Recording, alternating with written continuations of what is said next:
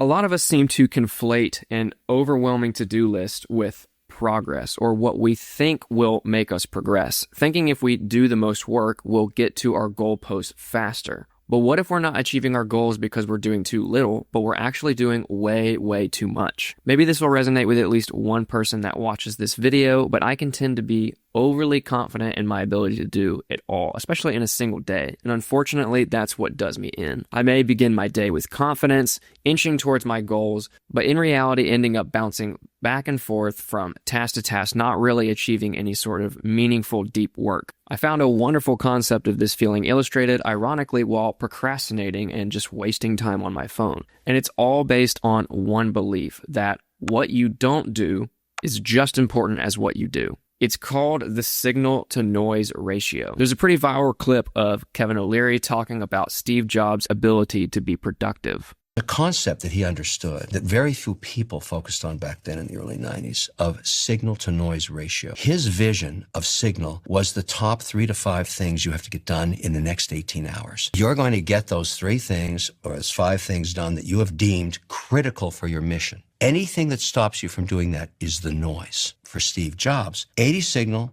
20 noise. The only other person that I've seen that has a higher ratio than that is Elon Musk. He has no noise. The 18 hours he's awake, it's all signal. To cut out the endless to-don'ts or noise and focus on pure signal, to find those most important 2 to 3 things that I can realistically do today to help me inch towards my goals and ignore all other nagging tasks, emails, and even reference seeking. Even ideas can sneak up on you and be disguised as something worthy of your time, but more on that in a minute. It's a simple concept really, but it proves incredibly difficult in practice. So how do we limit noise and get to a healthy amount of signal in our work? Let's be honest, the distractions are endless and every task initially masquerades as something urgent, demanding our attention. So when outlining my day, which I actually like to do at the end of the day before, it's important to define what I'm not going to do today while having a clear list of to-dos as well. And based on your goals, your field or your job,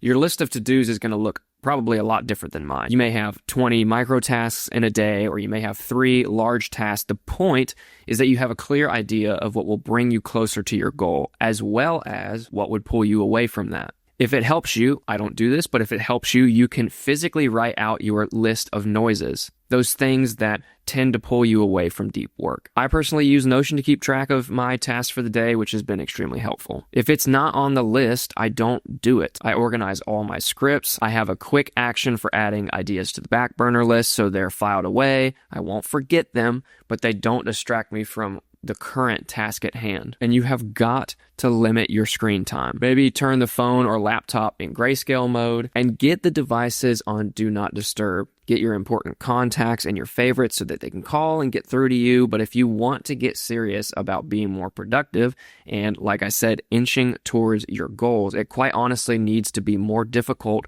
for people to bother you or just to get distracted in general. Just last week, I switched the dock on my MacBook to be hidden by default instead of always at the bottom of my screen. And I was more productive just by making that one change. I was less tempted to click around on other apps, windows, or tabs that pull me away from my immediate intentional focus work. Something I've also been experimenting with is the one window rule. These computers are really powerful and you can do a lot of things and have a lot of things open at one time, but it is very overstimulating and it is distracting. Typically, I'd have like 5 or 6 windows stacked on top of each other, making it really easy to click off of what I was focused on. And that precisely is what we want to limit, right? Anything that takes you away from the current task. For example, what's on my screen for scripting this video went from this to this. It's like immediately my shoulders relaxed, my mind was clear, and I was able to produce more focused work. Let's shift gears for a second because I want to talk about something that has absolutely plagued my creativity.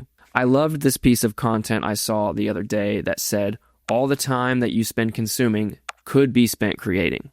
I mean, I quite literally saw that in the middle of consuming references for how I wanted to create my content and how I wanted it to look and feel. But why do we always tend to overconsume, whether it's social media or overloading on Pinterest references? Because creating is hard. Having an idea is very romantic. Making the idea happen feels more like digging a ditch. Not to mention that overloading on references and other creative work can lead to some pretty paralyzing imposter syndrome. You're not going to get better at your craft by just saving references thinking, man, I wish I would have been the one to create that. That's just not a good place to be. Obviously, I'm not saying that consuming other people's work is a bad thing. Of course, it gives us ideas, helps us learn, inspires us. All of these are good things. But you can't expect to eat a whole pan of break and bake cookies and expect to feel like real nice. If you have a one-track mind, stop trying to put the train on 10 different tracks. Put the phone down, get the keyboard or the pen out, write that script. Film that video, make that design, and update that portfolio. Just make progress. Make it exist first, and then make it good.